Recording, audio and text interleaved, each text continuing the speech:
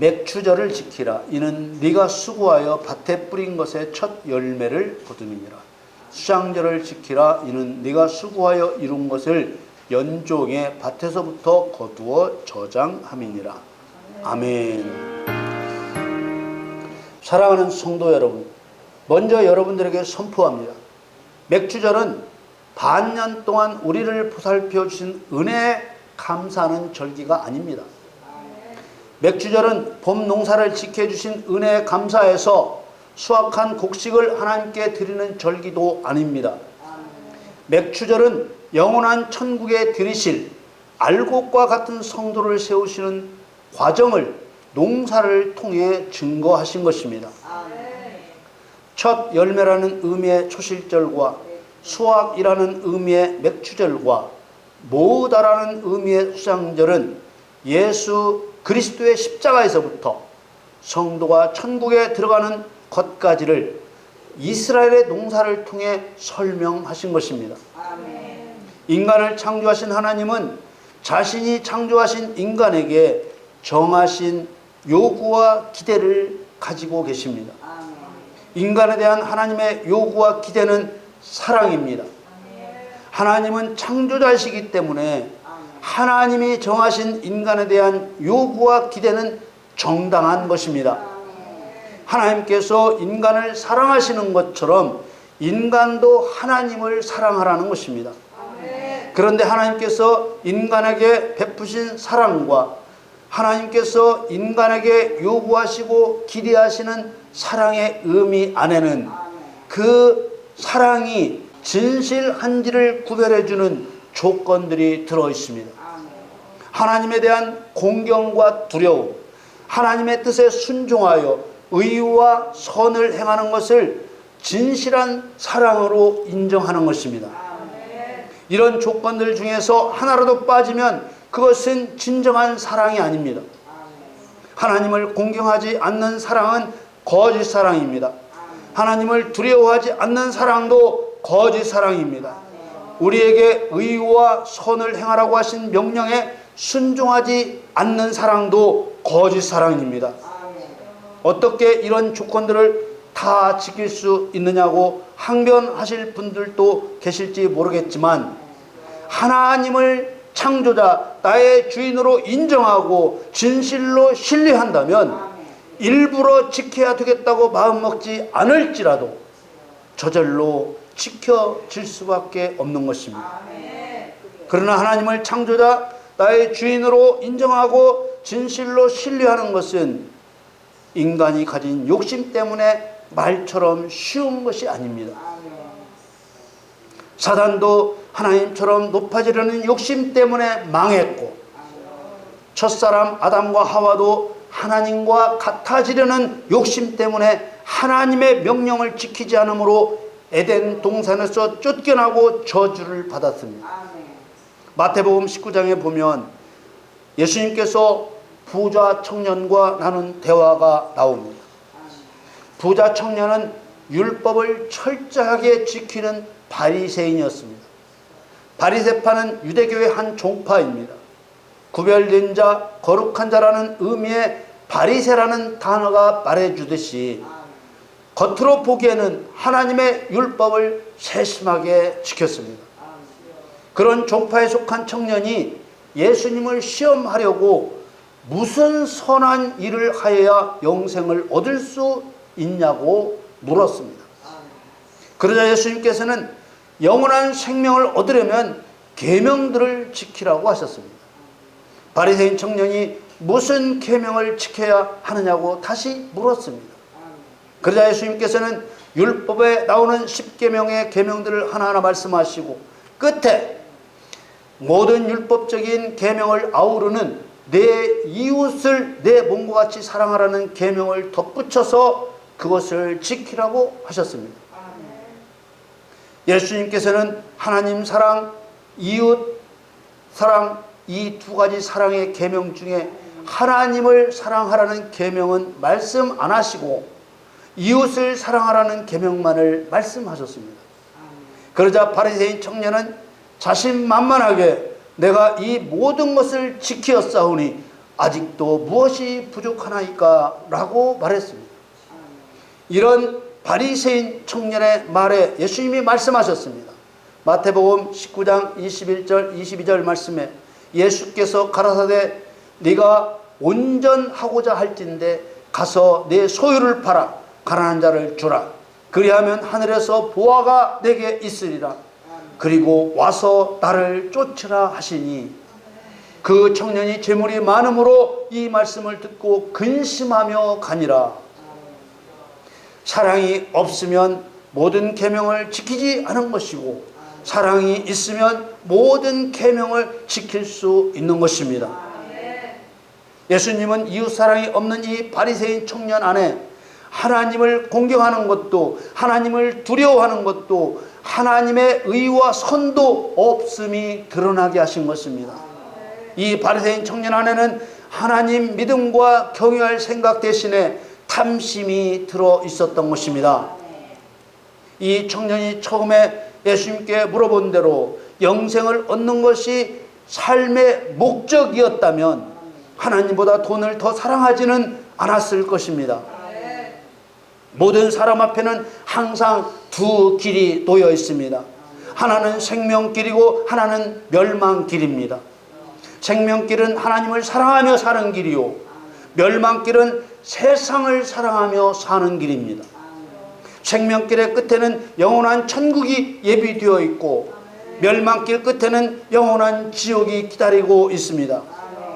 바리새인 청년에게는 보여주기 위한 꾸며낸 신앙만 있었을 뿐 하나님을 사랑하는 진실한 신앙은 없었습니다. 누구든지 진실로 영생을 사모하면 재물이 아까워 근심할 이유가 없는 것입니다. 하나님께서는 어떤 목적으로 이 세상을 창조하셨을까요?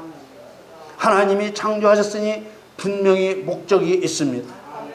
마태복음 13장에 예수님으로부터 곡식과 가라지 비유를 들은 제자들은 그 비유를 설명해 달라고 했습니다.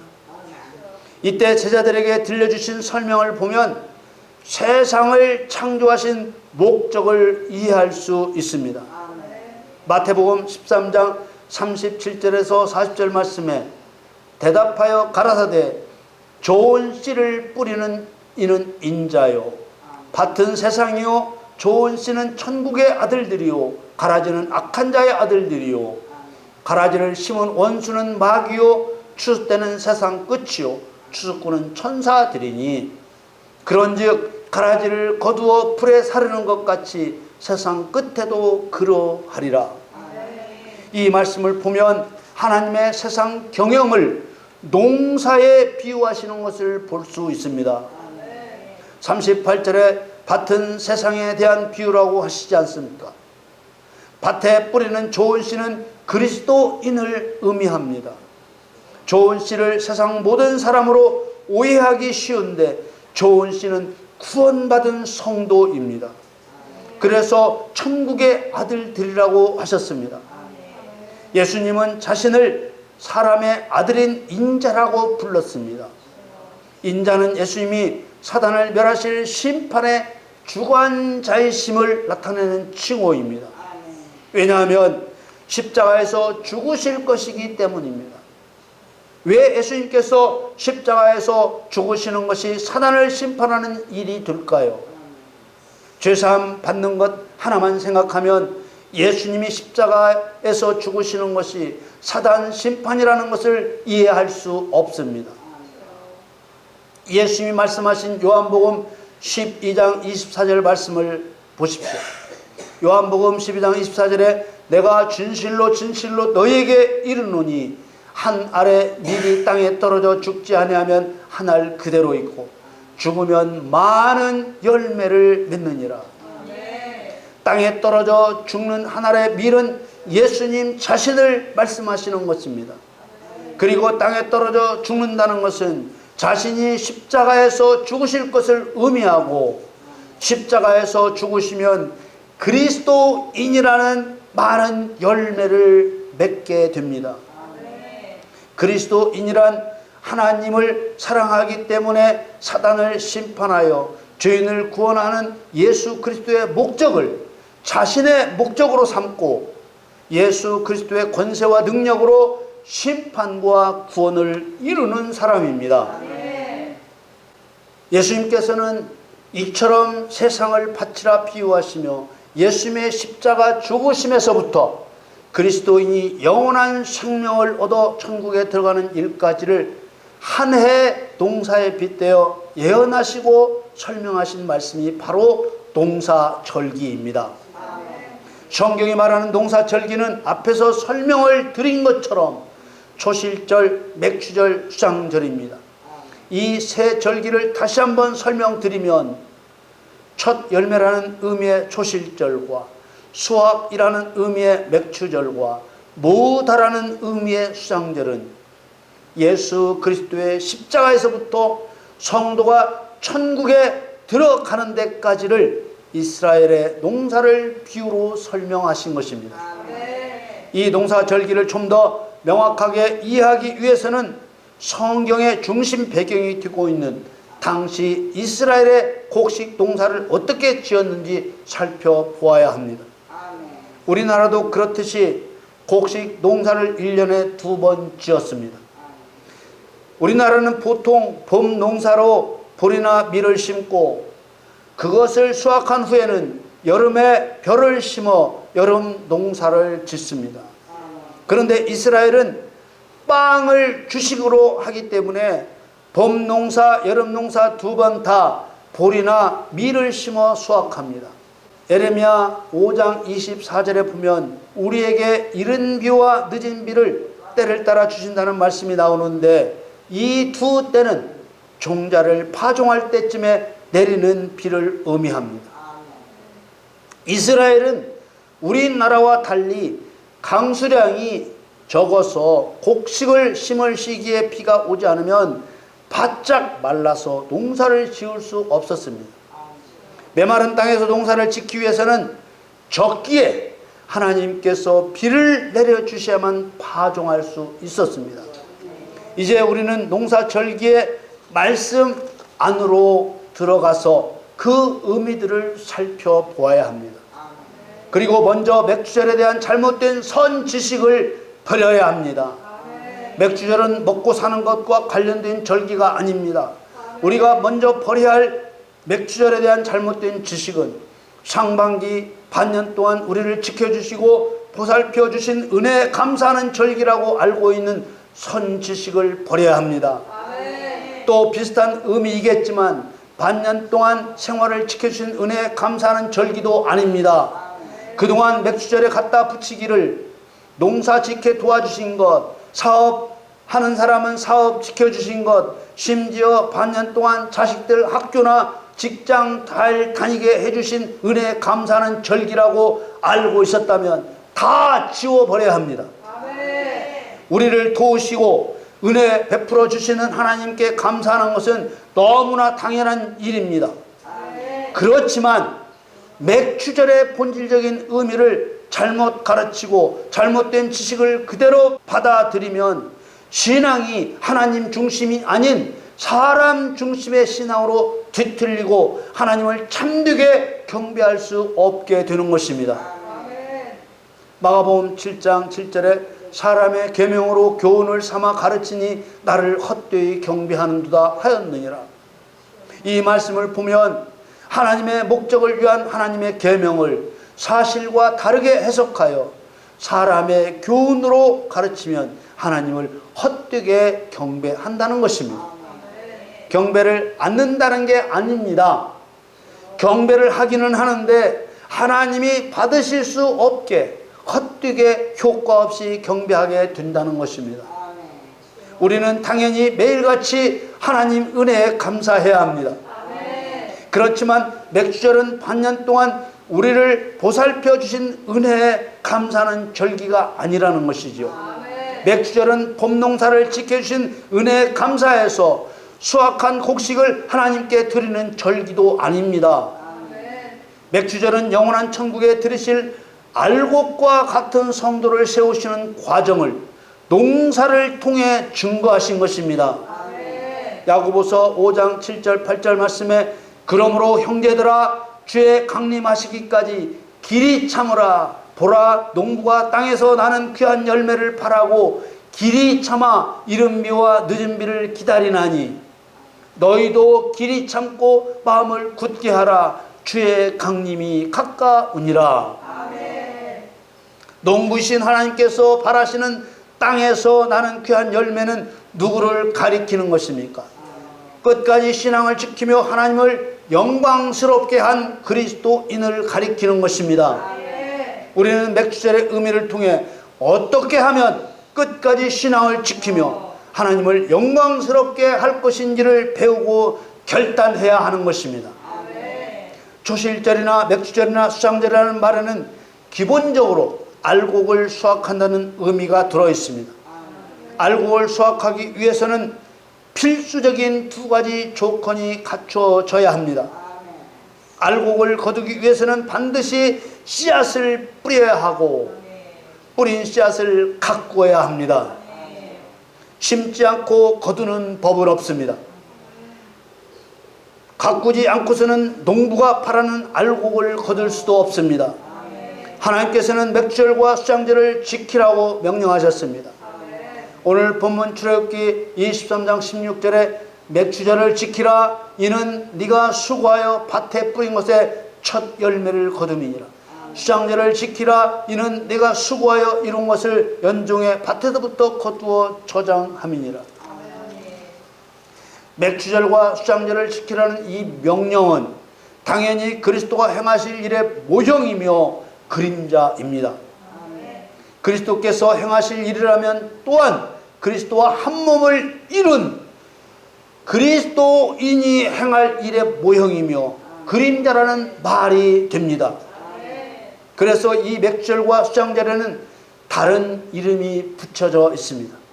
이 절기들은 농사를 비유로 한 것이기 때문에 잘못 해석하는 일이 없이 옆길로 새나가지 않도록 이 절기의 영적 의미를 알게 하시기 위해서 다른 이름을 함께 주신 것입니다.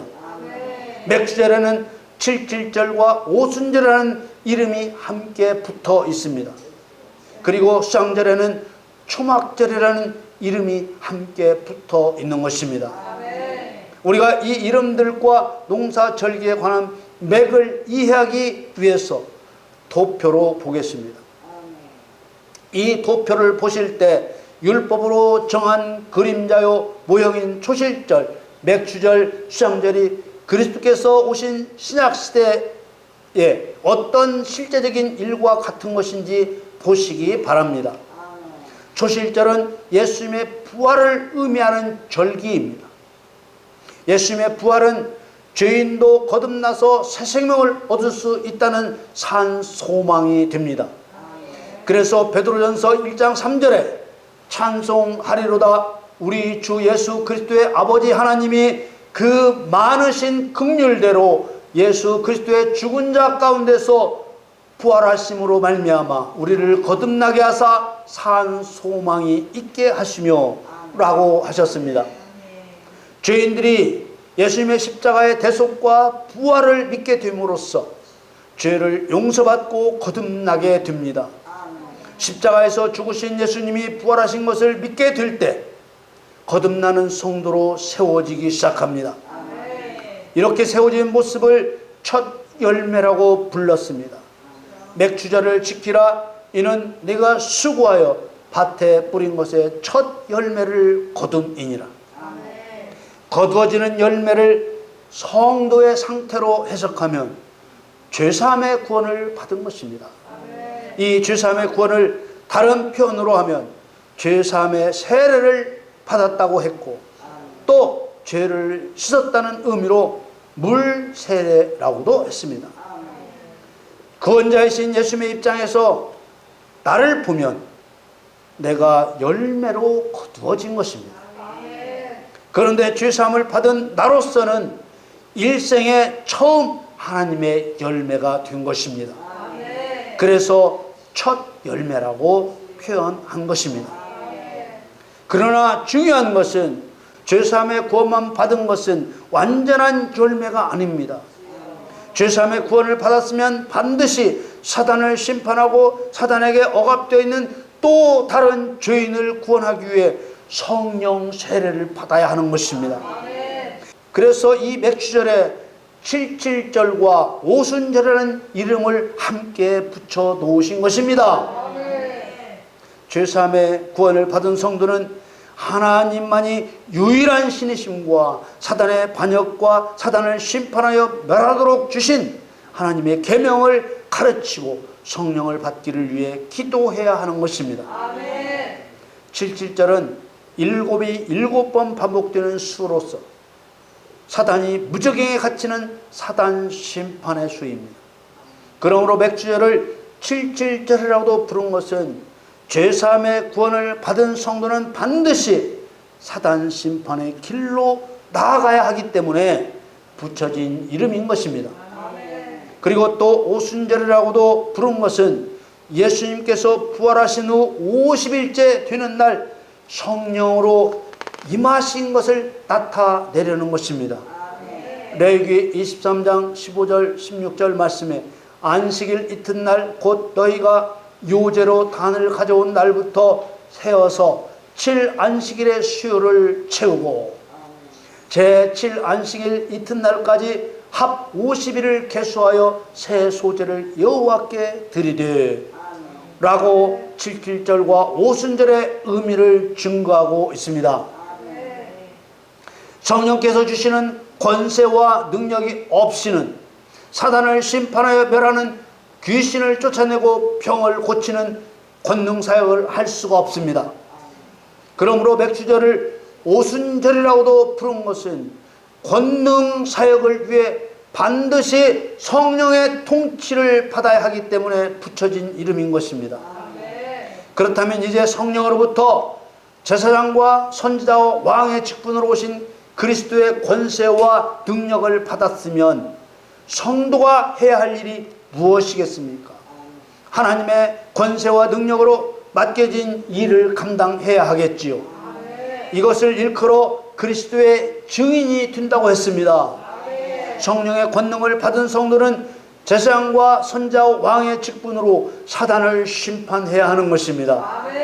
이제 죄사함의 구원을 받고 하나님의 선하심과 사단의 악함을 깨달아 유일신 되시는 하나님을 모독한 사단을 심판하기로 결심한 성도에게 성령께서 하나님의 권세와 능력까지 주셨다는 것은 곡식으로 말하면 좋은 씨가 되게 하신 것입니다.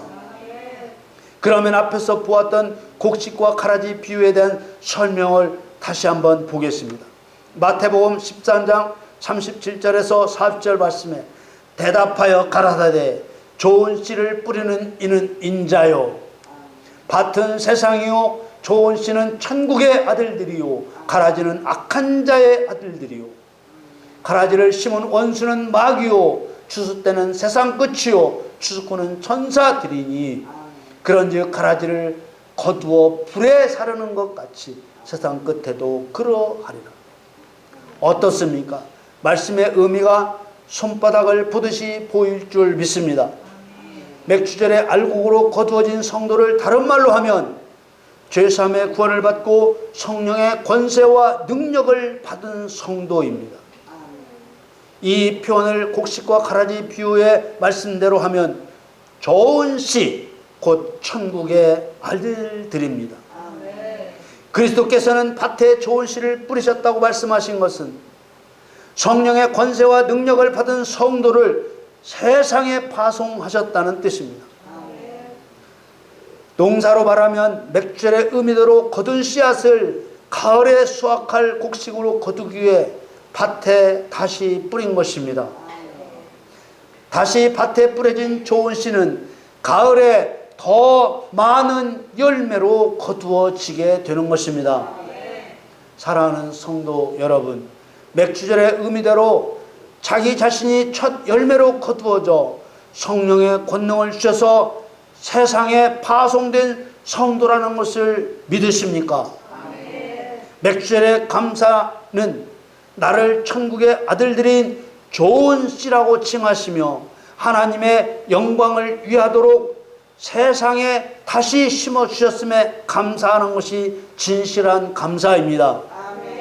좋은 씨라는 천국의 아들들로 세상에 보냄을 받은 여러분 모두 강력한 권능으로 사단을 심판하여 하나님을 기쁘시게 해드리기를 축원합니다. 그리고 이 세상에서 삶을 마치고 주님 앞에 서는 수장절에 주님의 손에 의해서 영원한 알곡으로 인정되어 천국에 들어가게 되기를 예수님의 이름으로 간절히 축원합니다.